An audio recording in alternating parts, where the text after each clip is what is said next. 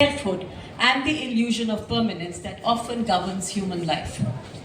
The Unbecoming examines how identity is often shaped through validation, memory, success, and attachment, and how true transformation begins only when these constructs. His exploration includes transcendental meditation, Sudarshan Kriya, Shambhavi Kriya, Mahamudra meditation, and Kriya Yoga, along with an extensive study of Buddhist sacred texts and Advaita Vedanta Upanishads.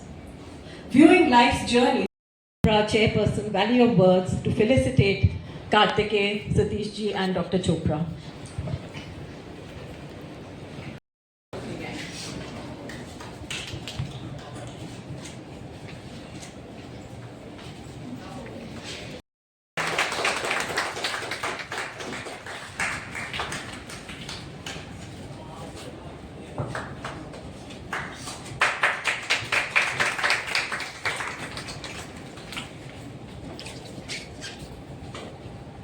Thank you, Satish ji. Thank you, Rashmi ji. With Kartikeya Vajpayee, our author for the day. We will be taking questions. So maybe you could start the discussion with these. Thank you, sir. First of all, very honored to be here in Dehradun, and I feel privileged that I'm sharing the stage with you, and so grateful for your presence here. And thank you, Mr. Satish Sharma. आपने बहुत प्यार दिखाया मुझे, and for all the love and affection. Thank you. My dear friend, Mr. Sushant Gupta, thank you for making this happen. And yeah, so now coming to the Unbecoming, sir, you're absolutely right. It has been a personal journey as well for me. Every phase of my life, when I moved from cricket to then MBA into corporate, then with law, has been a process of unbecoming, because I shed one thing to become another. And that's why when we give too much of priority to becoming, I realize that becoming puts you into the cage of known. Often, what makes it impossible to transition between one profession to the other is what we know becomes a barrier. Because we start seeing things from the lens of past. And that's where the new intuitive perspectives get faltered. So the whole attempt of this book is to differentiate between what is intellect and what is wisdom. Sadly, in our modern education, we think intellect and wisdom to be the same. But intellect is simply our cognitive ability to comprehend a subject, memorize it, and make it a part of your daily experience.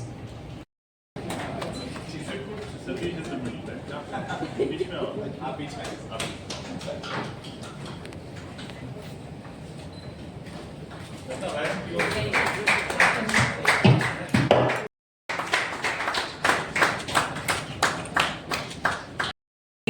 Kartikeya Vajpayee.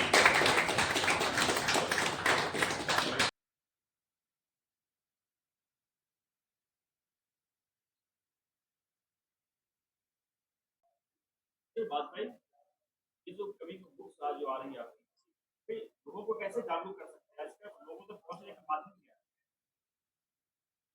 लोगों तक पहुंचने का माध्यम आप हैं sir. मैं जो बोलूँगा आप लोगों तक पहुंचाएंगे। क्या काम है बोलना, पहुंचाना मीडिया का काम। कैसे मानते हैं कि लोग आपको पढ़ के लोग जागरूक हो? इस किताब में सिर्फ एक ही चीज़ बताई गई है और उसको कई तरीके से समझाया गया। वो है कैसे आपके अंदर अटेंशन स्पैन आ सकता है। तो दोनों चरित्र हैं, कैरेक्टर्स हैं इस किताब के, सिद्धार्थ और अजय, एक कर्मयोग की तरफ जा रहा है और एक ज्ञान योग की तरफ जा रहा है। एक परफेक्शन ढूंढ रहा है, उसका काम है, स्पोर्ट्स है, उसमें परफेक्शन का स्टेट कैसे अचीव किया जाए, वो उसकी यात्रा है।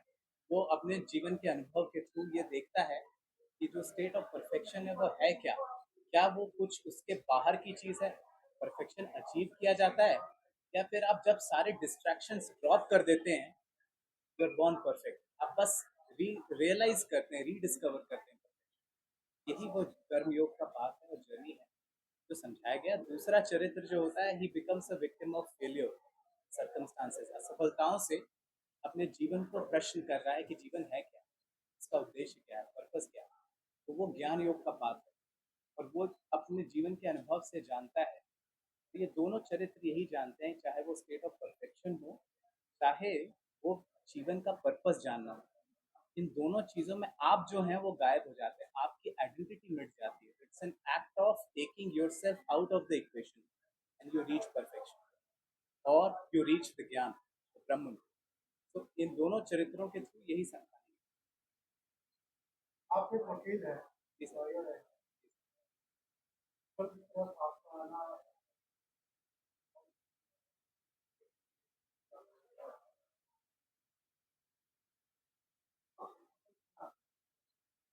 आने का क्या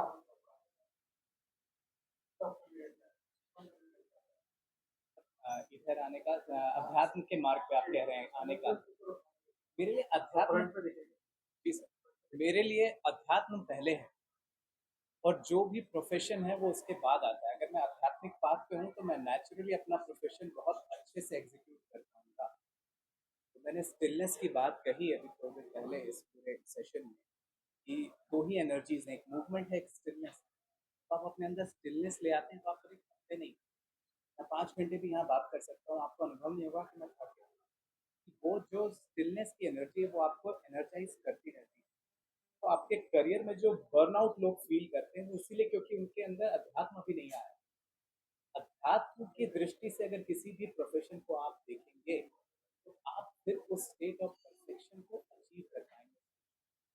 यही प्रयास मेरा बताने का, अपने व्यक्तिगत जीवन में भी मैं यही प्रयास करता हूँ और मेरी किताब भी वही मैसेज है। वाजपेयी जी, आपने अध्यात्म का जिक्र करा, जो दो अभी प्रकरण चल रहे हैं, पर आप क्या सोचते हैं किस तरह के राम मंदिर को लेकर के? और उत्तराखंड में है, उत्तराखंड में भी आर्यन है, बद्रीनाथ, तो आध्यात्म को लेकर के किस तरह की छूट पहुंची है जो चंदा चोरी? देखिए, रिलीजन और अध्यात्म अपने आप में बहुत अलग अलग विषय हैं। रिलीजन का पर्पस है लोगों को आध्यात्मिक बनाना। मैं यहाँ अध्यात्म की बात कर रहा हूँ और अध्यात्म को समझने का तरीका सिर्फ एक रिलीजन नहीं है। रिलीजन एक टूल है। रिलीजन बिल्ड ही किया गया था ताकि लोगों को आध्यात्मिक बना सकें। Purpose of religion was to make people spiritual, to make people learn the godly attributes. तभी तो हम आज राम जी के चरित्र की बात करें, वैसा चरित्र हम अपने अंदर लाएं। तो अल्टीमेटली रिलीजन सिर्फ एक पाथ नहीं है। स्पिरिचुअलिटी को आप ध्यान से भी अचीव कर सकते हैं, आप योगा से भी कर सकते हैं, आप अपने प्रोफेशन को स्पिरिचुअली देखने लगे ये आपको बन जाएगा।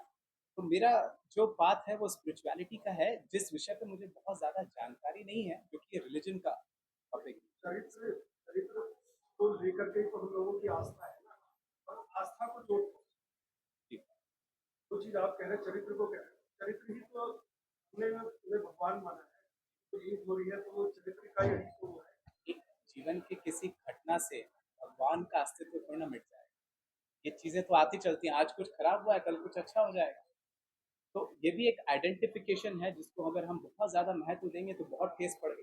ठेस किस चीज को पड़ी? आपकी धारणा को पड़ी, भगवान को नहीं पड़ी। यही तो मेरा मैसेज भी है। वाजपेयी मेरा सवाल, आत्मन के पाठ पढ़ने वाले की संख्या यहाँ हिंदुस्तान में कम है जी, हिंदुस्तान में संख्या पाठ में जो पाठ पढ़ाने की कोशिश करते हैं, आप कर रहे हैं, प्रयास कर रहे हैं, उसकी संख्या जनसंख्या कम है, कैसे लोगों तक पहुंच पाएंगे?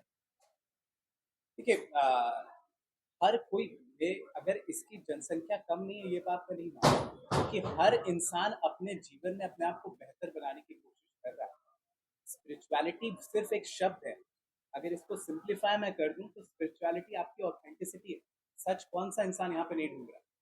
आप अपनी वास्तविकता को एम्ब्रेस करेंगे, उसी को स्पिरिचुअल होना चाहिए। अपने अपने तरीके से करिए। मैं कोई एक पर्टिकुलर तरीका नहीं समझा रहा हूँ, मैं सिर्फ ये बता रहा हूँ कि जिस दिन हमारे अंदर ये करेज आ जाएगा कि हम अपनी ऑथेंटिसिटी को एम्ब्रेस करेंगे, जब तक हमारा आइडिया ऑफ सेल्फ वर्थ, लोग हमको कैसा ट्रीट कर रहे हैं वहाँ पर है, हम बहुत फ्रेजाइल स्टेट में। हमारा आत्मविश्वास हमारे अंदर से आना चाहिए। बस अपनी ऑथेंटिसिटी को एम्ब्रेस करना, इसको आप स्पिरिचुअलिटी हटा के जो भी शब्द देना चाहें, ऑथेंटिसिटी कर दिए, क्रिएटिविटी कर दिए। क्रिएटिविटी भी आपकी ऑथेंटिसिटी। जब आपके अंदर से हेजिटेशन मिटेगा तभी आपका हार्ट चक्र ओपन होगा। जब कोई हेजिटेशन नहीं है, हार्ट चक्र ओपन है, तो थ्रोट अपने आप ओपन हो जाएगा। तब आप अपना सच बहुत आराम से, सहजता से लोगों को कह पाएंगे। बहुत सिंपल शब्द है, अपनी सच्चाई ढूंढ रहे हैं हम सब, तो वही मैं प्रेरित कर रहा हूँ। क्या लग कितने लोगों में बदलाव आ सका आपका आइडिया है, कुछ कितने लोग बदलाव हुए आपको? देखिए, मेरा काम है बस इस मैसेज को देते रहना।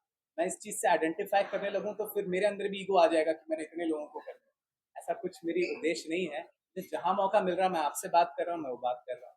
अब ये भी मेरे हाथ में नहीं है कि आप इसको कितना समझेंगे, तो आपके हाथ में। मैं अपना काम कर रहा हूँ ये बता के। अब मैं अपनी ऑडियंस चूज नहीं कर सकता, यही तो मेरे बताने का हम सिर्फ माध्यम है। ये स्पिरिचुअलिटी, ये डिविनिटी मुझसे बुलवा रही है, आपसे सुनवा रही है, तभी आप बोलेंगे मैं सुनूंगा। तो इसमें मैं नहीं है, इसमें बस एक कोशिश है। Thank you. स्पिरिचुअलिटी में एक शब्द है क्वेश्चन में, जो स्पिरिचुअलिटी की बात है, आप ट्रेडिशनल स्पिरिचुअलिटी की बात करते हैं या आपने कोई नई तकनीक दी है? नहीं, मैं एक जो मेरा कॉन्सेप्ट है स्टिलनेस का, उसको मैं लाना चाहता हूँ कि आज के मॉडर्न सोसाइटी में हम भूल गए हैं कैसे स्टिल रहें। जो स्टिलनेस है एक आम इंसान सिर्फ अपनी स्लीप में एक्सपीरियंस करता है। स्लीप के भी अलग अलग फेजेस होते हैं। डीप स्लीप स्टेट में जाके बॉडी रिकवर होती है, तभी आप स्टिलनेस को महसूस कर पाते हैं। बट आपके अंदर ये क्षमता है कि आप अभी भी स्टिल हो जाए। आप अगर अभी एकदम स्टिल हो जाएं तो आपको अपनी खुद की एनर्जी, शक्ति जो है जिसको मैंने बात कर, आप अपनी वाइब्रेशन महसूस करेंगे जो आपको एनर्जाइज कर देगी। और हमारी बॉडी रिकवर नहीं होती है, हम बर्नआउट फील करते हैं, बहुत स्ट्रेस एंजाइटी आ जाता है, क्योंकि हम स्टिलनेस से बहुत दूर हैं। मैं बस उस स्टिलनेस एस्पेक्ट को हमारे डे टू डे लाइफस्टाइल में लाने की बात